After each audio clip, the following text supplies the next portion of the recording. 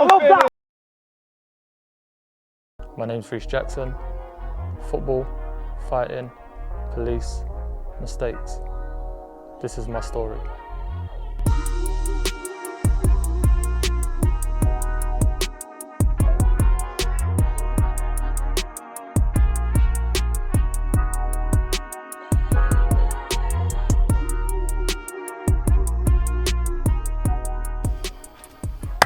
My guy, what's going on? You good? I'm good, man. Nice to see you. Nice to see you. Nice to see you too. So let's start off. So what was it like living on this estate? Yeah, it was good. I can't really remember when we moved here, 94, 95. You know, it was nice and normal for a young kid. You know, moving around here, playing out with the kids and stuff like that, doing young stuff. And you know, as we got older, you know, 8, 9, 10, that's when I started really playing football. That's when I found the love for it. So, you know, playing football around here was interesting because, you know, we didn't have grass pitches, didn't have a garden, you know, so I had to make do with what we had. And, you know, as you can see around here, it's not the greatest to learn how to play football, but we had to make do with what we had. Concrete jungle, innit? Exactly, you know, and this is a perfect example of what we had, you know. But as we got older and stuff like that, and you know, I started seeing things that I didn't think I would see at such a young age, and at the time you don't realise what they are, but you know, there was needles on the floor, you know, and there's druggies and that in the corners, and probably stuff condoms like as well. Everything. Yeah, it was a bit of everything, literally rubbish. It's how you see it now was not much different to how it was back then. And I've been here 20 odd years. Wow. But like, this is probably like Wembley to you, like when like you were small. Absolutely. This is all, like, again, this is all we had. Yeah. This is all we had. There was no grass pitches, so we had to make do. So coming down here, this was like, was buzzing, excited. Get up in the morning, let's go down there, let's go and play football. You know, making the concrete as goals. You know, this was our Wembley. Yeah. This end rail here, I used to fit through this. Don't lie. Believe it or not, this was everyone's weight was different. You had some people going through there, some people going through here, but I always remember this was my one. Get through it. Suck in, right through. I'll never forget it. And you know, I'd climb over, or we'd walk the wall, and go right through, and just jump down, or there was an entry over there that we used to do. But it would never stop us anyway.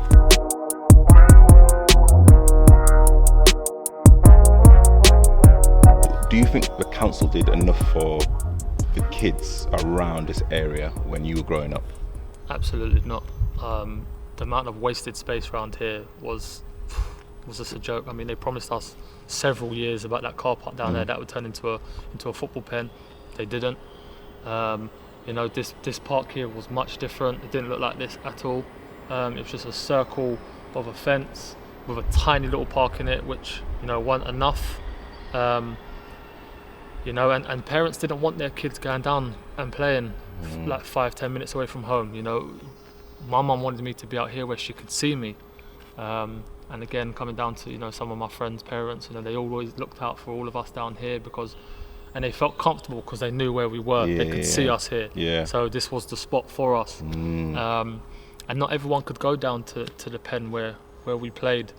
Quite a lot of the time, because some parents didn't want their kids down there. You know, there's some of my pals would get upset, or you know, some of them would end up sneaking off and getting in trouble, and then getting grounded for like a week for not listening. So it was tough, man, and the council didn't do enough. And I feel like what they didn't do, I think, played a part in some kids, you know, and myself getting up to no good and doing things that we shouldn't have done, because there was just really nothing to do around here. You know, so it was tough. I don't feel like they did enough at all. Do you think this area that we're sitting in right now honed your skills as not only as a footballer but also as a man? You know what, around here I had to just make do with what I had. So coming out here, you know, obviously I didn't have a garden, I didn't have anywhere where it had a nice surface. I had to make do with what I had. So what I ended up doing eventually is just finding different objects of how I can become a better footballer, because being a footballer is what I wanted to do. You know, there used to be 6 tyres on a slant and I used to just whip the ball. I think I was David Beckham. I'll never forget. I used to just come out here Never. for hours, just whip the ball into the tyres. You know, there's bins over there. I would try and whip the ball into the bin. I had to literally make do with what I had. You know, I had to come out here, and my mum used to go mad if I used to mess up my new trainer. So what I'd do is I would put a new trainer. I was right-footed naturally, so I'd put a new trainer on my right foot and put an old one on my left. So if I know if I kick it with my right, my mum's gonna go a bit mad. So that's how I became. By the time I was 11, I was both-footed. I was both-footed because I'd come out here and I would think I was like Rivaldo and stuff like that. And we used to play ends here with my pals, and I used to always pick a left-footed player. It's just going back to just making do with what I had round here. Yeah, no, literally, I'm gonna start thinking about all this stuff. What do you know about them shim ones? So you spoke about some of the mistakes that you've made. Can you elaborate on some of those mistakes? So yeah, listen, I always wanted to be a footballer. Always wanted to be a professional footballer for as long as I can remember. And you know, when I got to around 16, 17, they always say that you should really be in an academy by then. You know, and I think I wasn't. I think I was at Kingstonian at the time, which is still semi-pro, but it wasn't professional. You know, see me, I'm one of them people, like, if it's not there, then I kind of like give up in a sense where I was like, okay, well, I don't think I'm going to make it. I was still young. It was a silly thing to think at 16 you're not going to make it. And I always thought to myself, you know, I don't want to go and work a normal job. I don't want to do that. And you know, I didn't get the best grades in school. I wasn't smart. I messed about in school, which I regret. But I just want to say, like, just because you didn't get the best grades at school doesn't mean that you're not smart. No, but back then I just thought, you know, I haven't got good grades if I haven't got anything to fall back on. And the elders used to always tell me, and I never used to listen, used to go in one ear out the other. The elders used to always tell me, make sure you do well in school and always have a backup plan. I didn't. So it made me turn to things like selling drugs, which I didn't want to do. You know, fighting. I was getting myself into situations that, you know, I shouldn't have. But lucky enough, you know, my older brother had a reputation at which he was well respected. So I was lucky enough to get out of a few things sometimes. Don't get me wrong, I could hold my ground. I would never really like shout my brother's name all the time. And at the time as well, I loved the fight. I loved fighting. You know, boxing came into at one point, but I just didn't want to do it. It was one or the other. I wanted to be a footballer, and I loved the fight. Always fighting, and it happened a lot on the football pitch. Used to fight a lot. But I received my first red card when I was 16. A player spat at me, and I knocked him out, and that's when it all started from there. So I had a buzz of fighting. It's adrenaline. So I was going out, I was doing silly things, robbing people for their phones, fighting, kicking people off their bikes, doing dumb stuff. What was the changing point? What was the penny drop moment? Was like, shit, you know what? I've got to change. When I was 15, 16, that was the first time, but I didn't really learn. So I was involved in a big fight down in Wandsworth, big massive fight, and I was arrested for it. And I was charged for attempted robbery,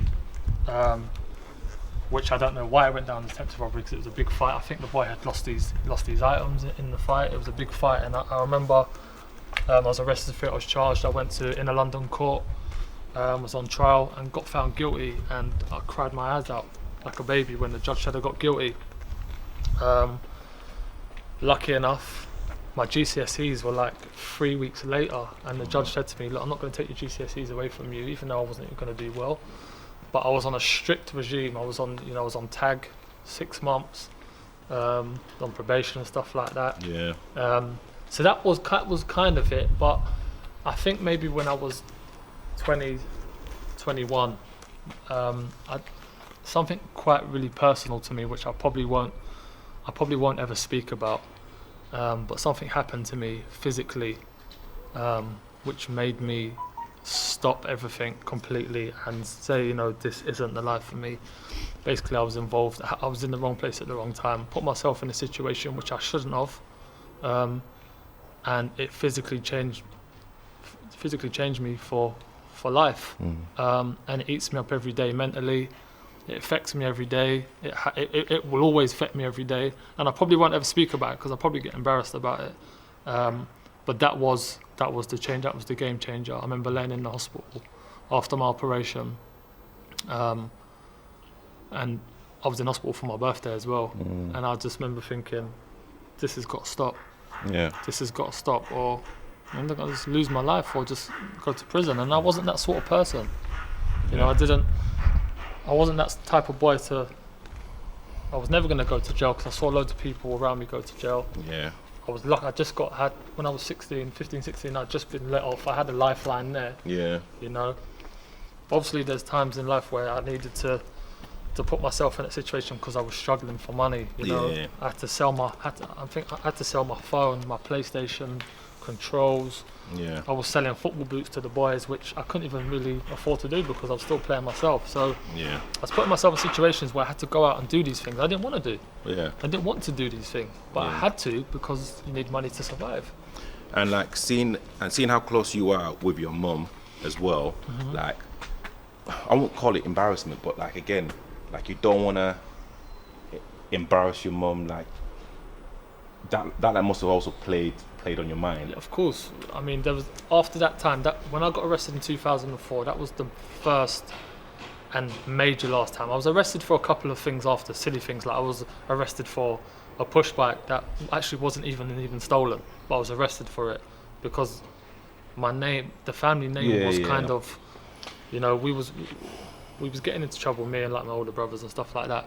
So there was times I'd get arrested and I'd think about what my mum would think. I was so embarrassed. My mum was so unhappy with me when I'd come back released from the police station. She'd be gutted, man. I didn't want to see her like that. But again, it just goes back to just, I didn't want to work a normal job. Yeah.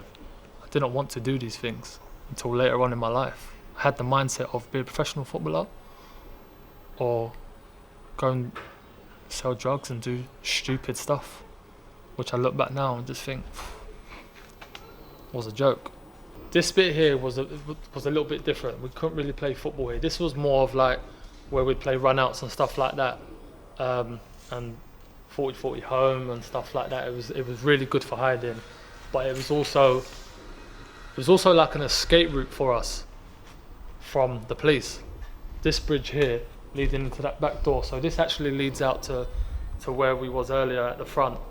So if that door was open and this door was open, we was in luck because we was getting away from the police.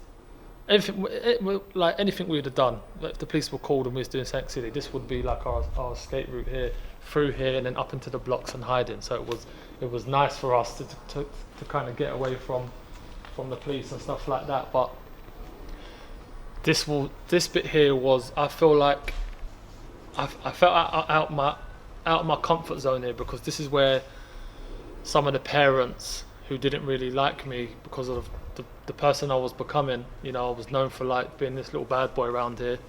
This is where some of the parents around here and some of the people didn't actually like me. And my best friend and that used to live here, and his mum never used to let me in. Every time she was in, she never used to let me in when we first started hanging out. And I remember one time he turned his TV round on the windowsill and I was playing FIFA. No, sorry, I was playing Pro Evolution from here. I was sitting here and I was playing Pro Evolution and he had his TV round there and I used to climb through his window every time. We used to jump out his window, I used to climb through it and it was nuts. I'll never forget, that's when I first broke my ankle the first time. His mum came back and I jumped out the window around there and broke my ankle. Another part of where we came and played football as well, very small, but we used to play like 5-a-side here. We'd use this as a post and we'd use the white pole as a post as well. That's one goal. This wasn't here at the time. This wasn't here and none of them bushes were here as well. Another goal, this is the goal down here as well. Yeah, two bricks, posts, This is where we'd get it cracking here, man. Look how small the space is. The trees weren't here either. It was just a concrete here. I like, again, we'd play 5-a-side here. Like, look, you can't even do. This is 2-a-side. I would even say this is like almost like mini futsal, isn't it? Yeah, this was like, we used to play World Cup here. Take this proper serious. The losing team would wait down there, or down there on off the steps, and we would get it. We'd get it cracking here, man. This is where it went off here as well. Again, we had to make do with what we had. But we loved it at the time. We loved it. Like now I look at it and I think, how the hell did we play football here? We can't play football here. No one would, the people that move here now must think, no kids ever play football here, but this was another football pitch. Sometimes you have to hear someone else's story or like someone else's narrative to even look at yourself and think, like, what are the things that I've done wrong? And what are the things that have made me the person who I am as well. So kind of hearing like your story, and of course kind of getting to know you more, it's like well, it's going to get a little bit deep when we talk about, because there's a big story behind this ball, man, and I won't say it now. I think I should just let it roll. You'll find out when we go in there what is actually behind that ball, and you'll be surprised after. I think you'll be shocked of what actually going to come out of it.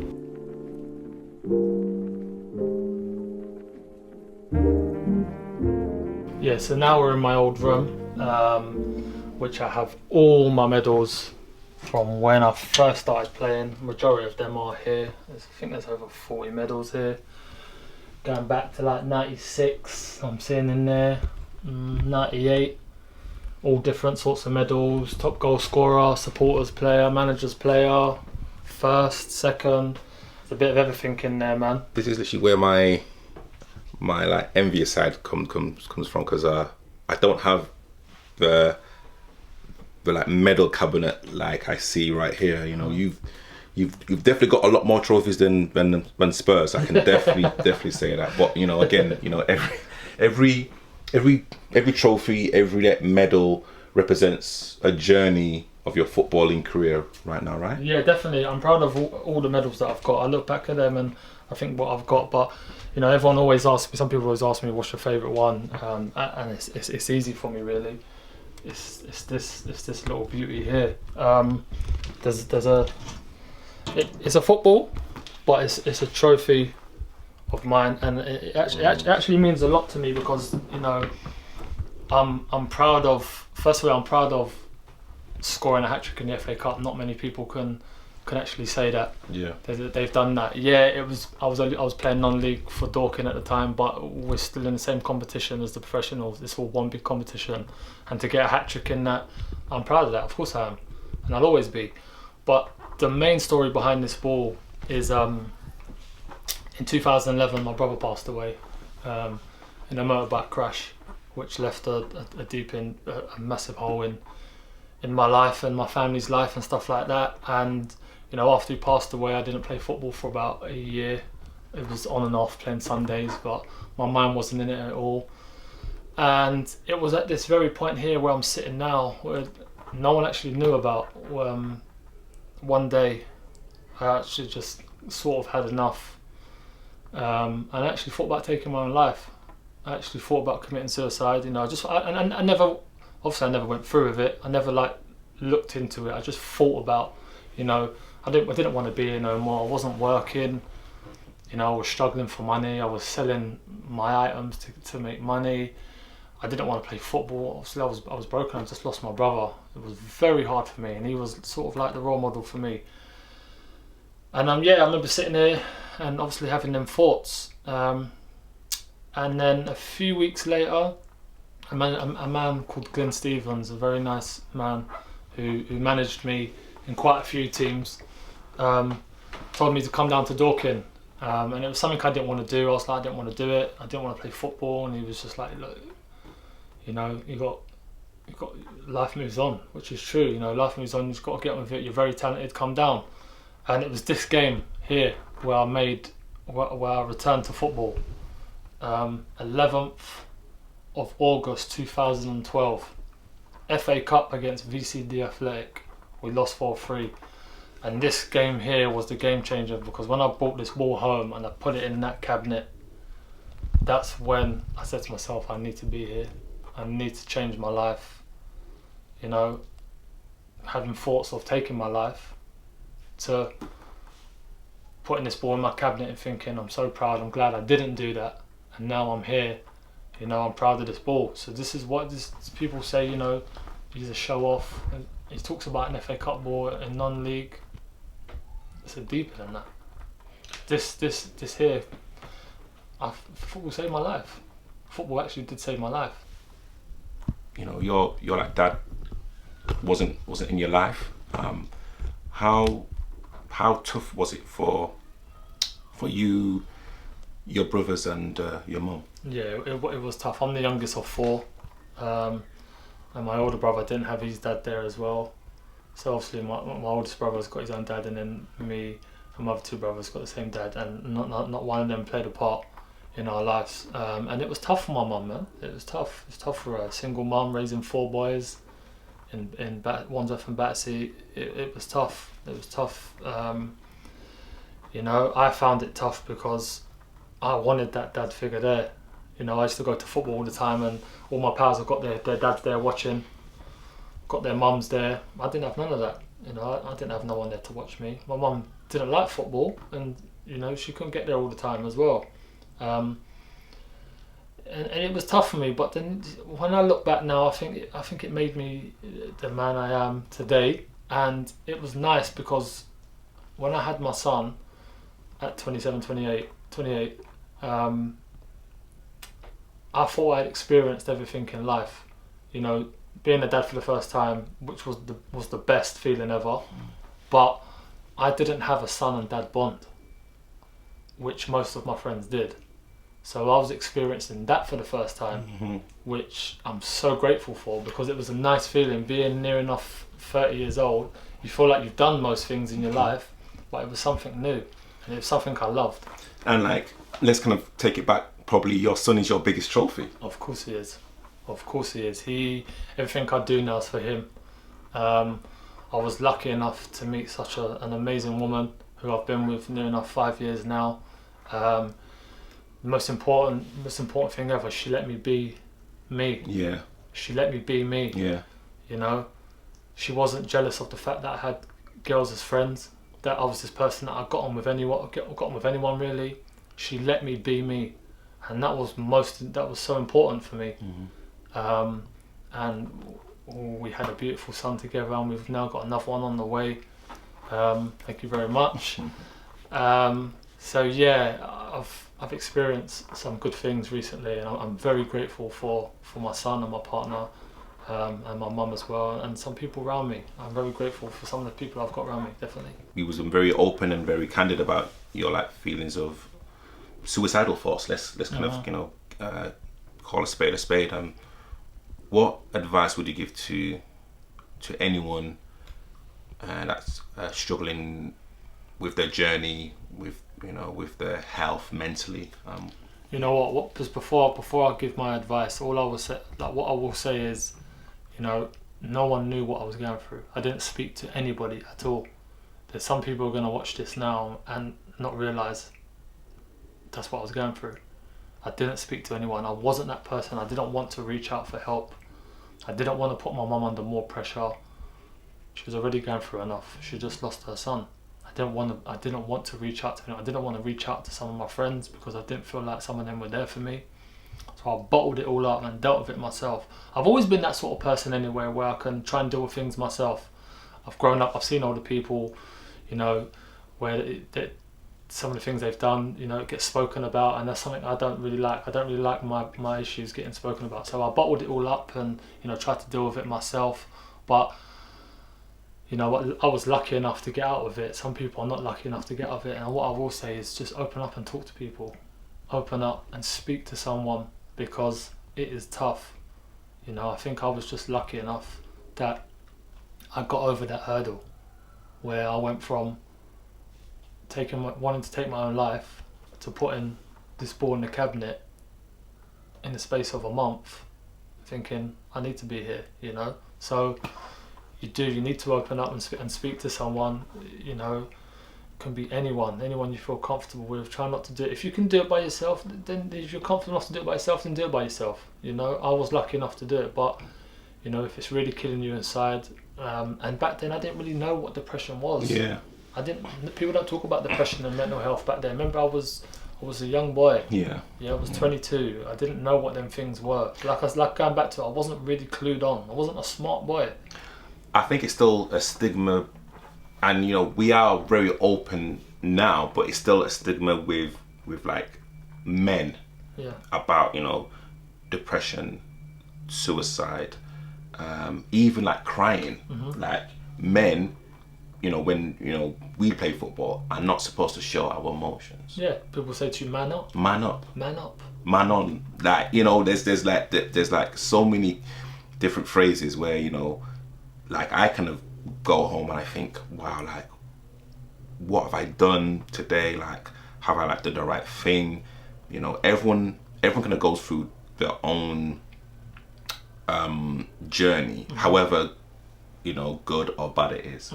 And you know, I think as like men, like we have to open up. Of course we do. Of course we do. It's so important to do, because you know, people will judge everyone by, you know, oh, he's soft, shouldn't be crying. Man up, bro, what's wrong with you?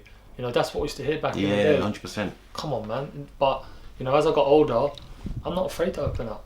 If I want to cry, I'll cry. Yeah. I will cry. Yeah. You know, I've gone through a lot in my life. Yeah, some of the things I've seen, some of the things I've done, lost some people. You know, I've been in a very low place. You know, I'm not scared to open up. If I want to get upset, I'll get upset.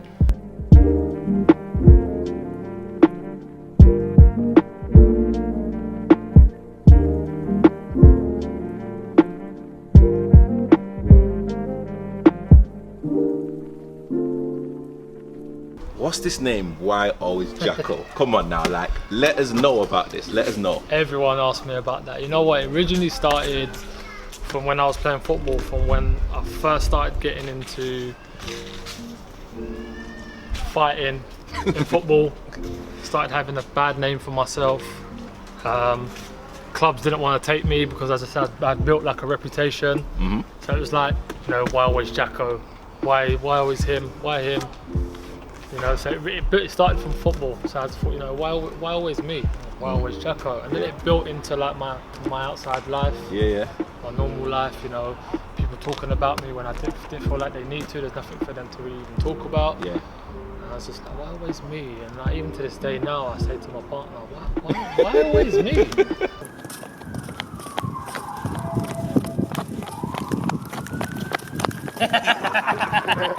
I'm gonna nut you. Why do you think that you didn't turn pro in the men's game? Combination of things, really. Was I good enough?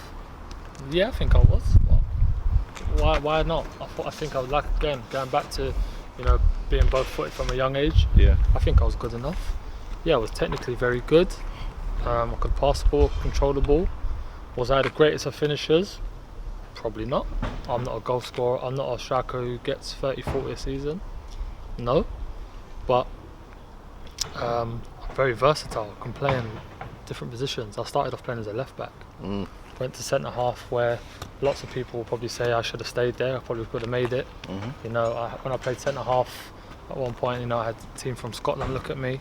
Again, my attitude let me down in that, and ended up playing up front. So yeah, it was a combination of things. Wrong attitude.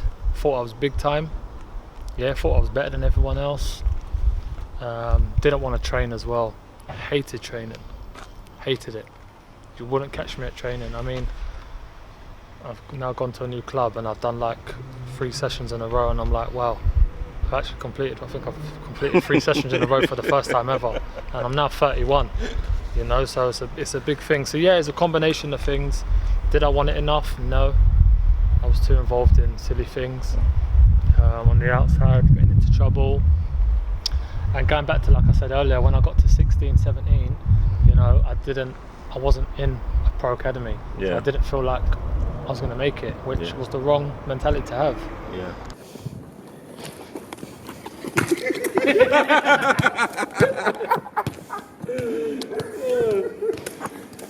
I think now, in this day and age, people are more open to fact. Okay, if I'm not a footballer, I can be a physio.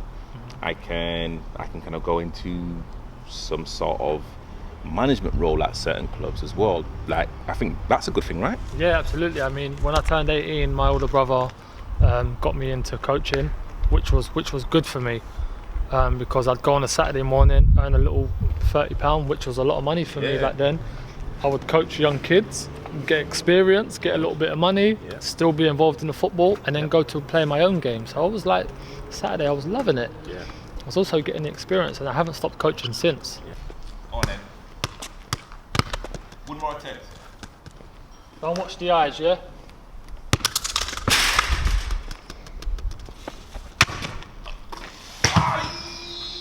Don't watch the eyes. What's the one thing you really want to hammer home to people watching this?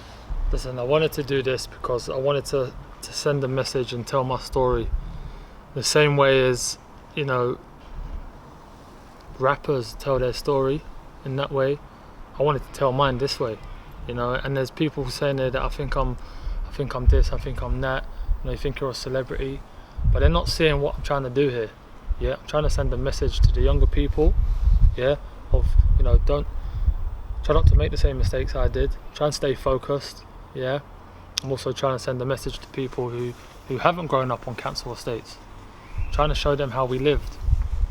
You know, and just really tell my story and show everyone some of the things show people what I got up to, how I learned to play football in some of the most craziest environments.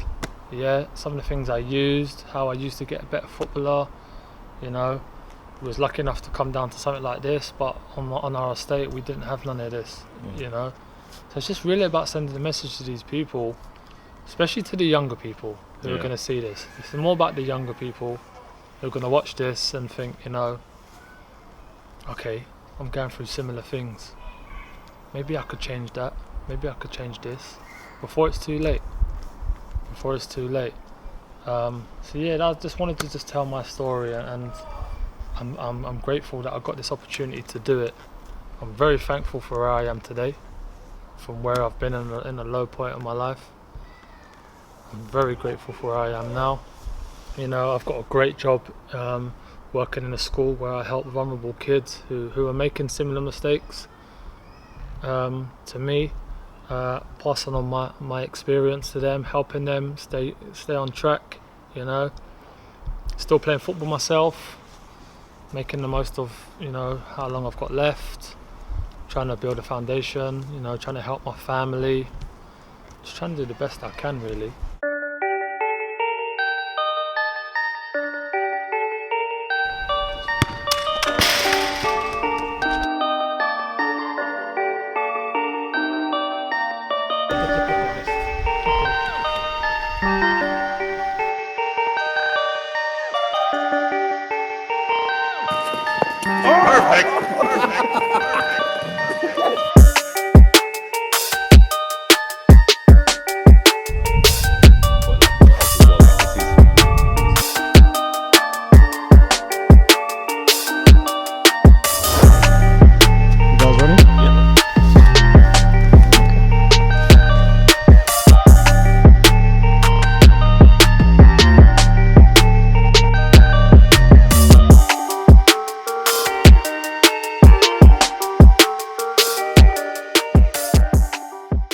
My name's Reece Jackson, and this is my story.